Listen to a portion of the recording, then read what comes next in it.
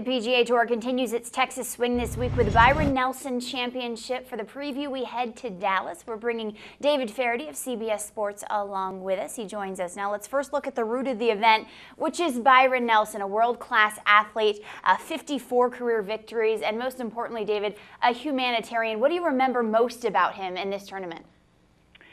Well, it's impossible to forget him. His statue, the giant statue in the courtyard outside the pro shop, huge bronze of the great man, and he really was. He was a special person.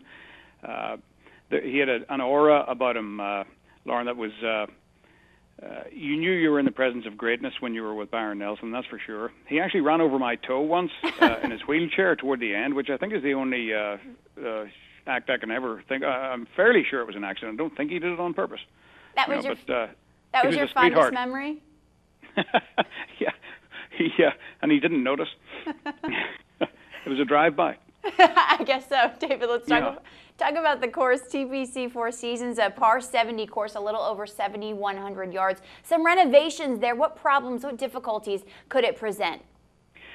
This is a golf course that has stood up to these players pretty much on a yearly basis, and really, to be honest with you, while Byron was alive, this golf course was not a great golf course, and I'm a member out there, but it's one of those places. It's like it was a bad walk in an office park, and D.A. Wybring came in the year before last and just did the most remarkable job I think I've ever seen of renovating a golf course. It really is just a fantastic facility now.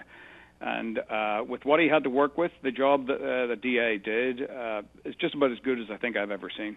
We're in for a treat with the course. Let's talk about how the defending champion Rory Sabatini could do. We haven't heard much from him this year, David. Only one top 10. Where's his game at right now?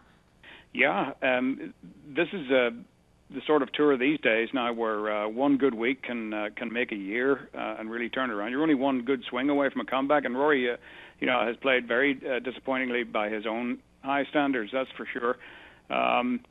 It's so tough to stay at the top of your game and stay, in the public view, if you like. I mean, this is a week where, we don't have many in the top 50 playing, where you will see some great young talent. We saw Sean O'Hare come so close a few years ago. It was the first time we really were aware of him.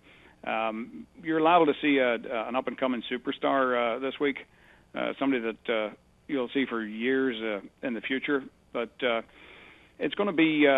It's always an interesting week here at the Nelson. The crowd is one of the most gregarious, and there's a huge party that goes on around this tournament. And once the players have holed out, everyone's down at the massive tent that they have here. It's quite a social scene, and it's probably the social sporting event, I think, on the Dallas calendar.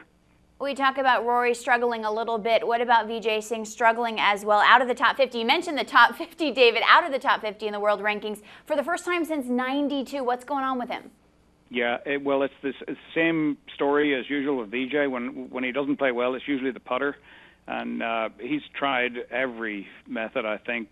I don't think I've ever seen anyone try to reinvent himself as much as Vijay has, or as often as he has since Bernhard Langer. Fought so gallantly against the Yips in the early to middle 90s and ended up with a few strange methods. But, Vijay can start to get the ball back into the hole on a regular basis once he gets it on the green. That's not an issue for him. He's a superb striker and wonderful to watch, but it has been painful this year watching him putt. Well, we will see how it all works out. Don't forget to catch all the action where else on CBS starting at 3 p.m. on Saturday. Thanks for watching the preview. And for David Feherty, I'm Lauren Shehadi. We'll talk to you real soon.